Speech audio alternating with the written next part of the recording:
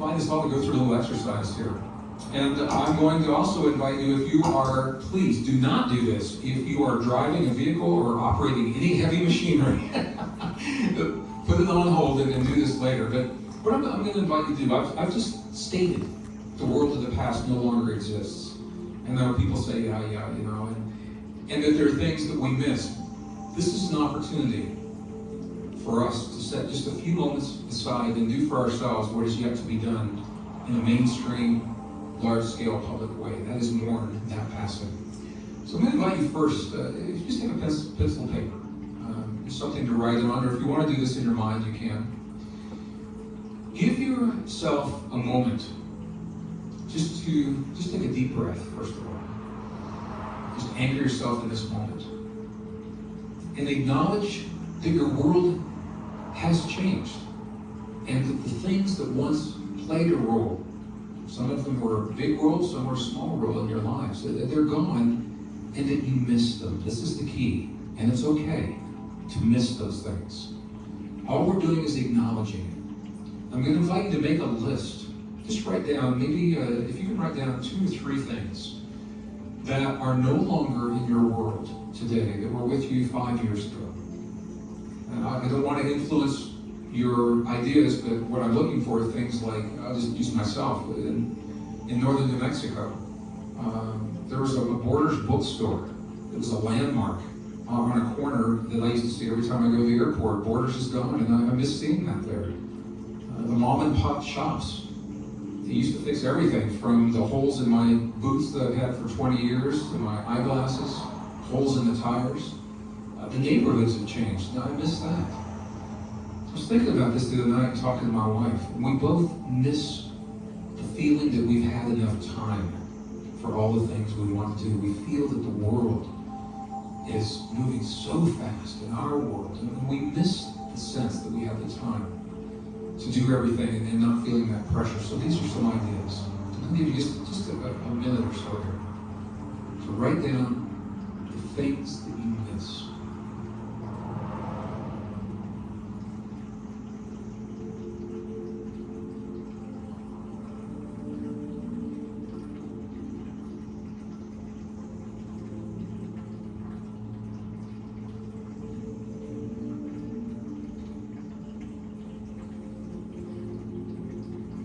Okay, so you've probably had an opportunity. I'm sure you have at least a couple of these that are written down. And what I'd like to do now is to continue this, and whether you're doing this in your mind or on a piece of paper, when you acknowledge those things are gone and that you miss them, and another column, what I'm going to invite you to do is to identify the feeling that you have about not having them there. What kinds of feelings? Is it a sadness? Is it overwhelm, anxiety, stress? Again, I don't want to influence, but these are the ideas. In a single word, or maybe a brief phrase, how do you feel now that these things are no longer in your world? And then we're going to do something with this.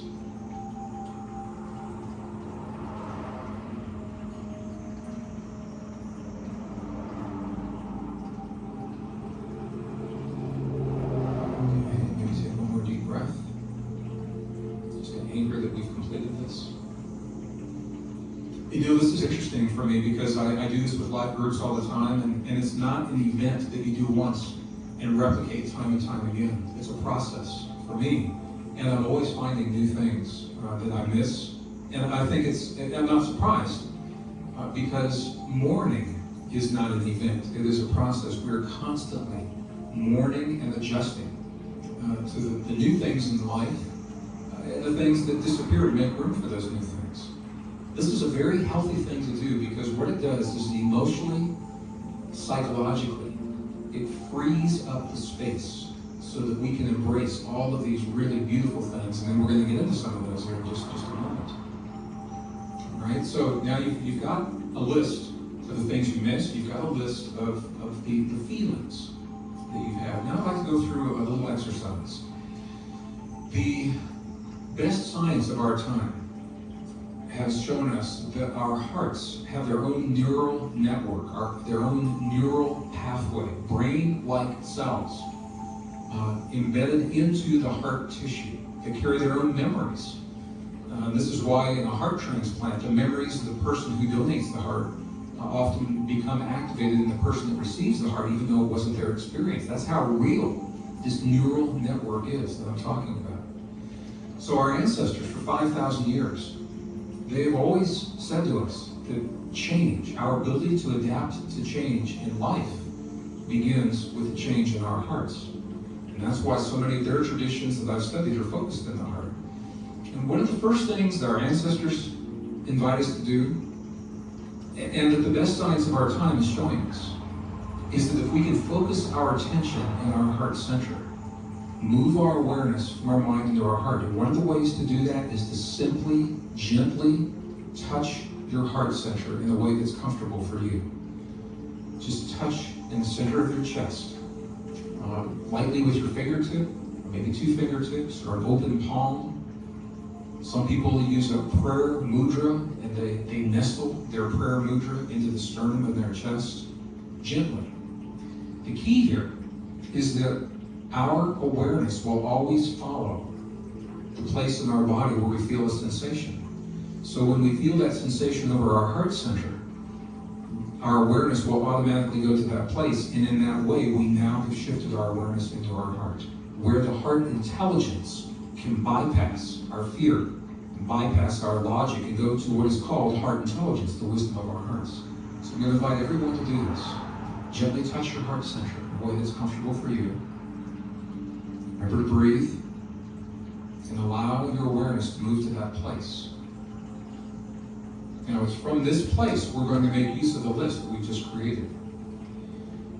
And what I'm going to invite you to do is to replace the unwanted feelings or the negative feelings with the loss. Replace those with feelings and attitudes that you would consider more positive. And I realize there's a judgment that's implied here, and it's the best way we know how to do this right now. So, for example, if you are feeling stress around the things that are going on in your life, you can breathe and replace that stress with a sense of neutrality, where you take the significance out of that loss.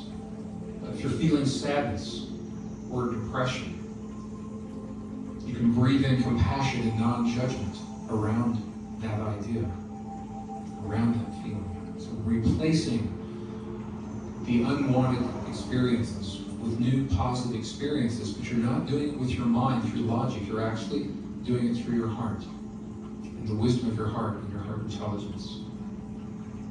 If you're feeling anxiety, replace that with calm and peace. Breathe in calm and peace to replace the anxiety. If you're feeling overwhelmed, breathe in ease and peace to replace that sense of overwhelm. If you're feeling guilt over something in the past, breathe in compassion and non-judgment for yourself when it comes to that guilt. And these are all facets of mourning a world that no longer exists. So the thing to do here is to continue to do this after our program today. Do it before you go to bed tonight. Do it when you wake up in the morning. You continue this. You breathe until you feel a shift or a change in your body. And even when a negative attitude feels justified, what happens is the emotional energy, the charge in your system that builds up around that charge, it inhibits all of the good things that can come into your life and into your body, because that space is occupied by the old feelings based upon the old world and the old ideas. So continue this until you feel a shift.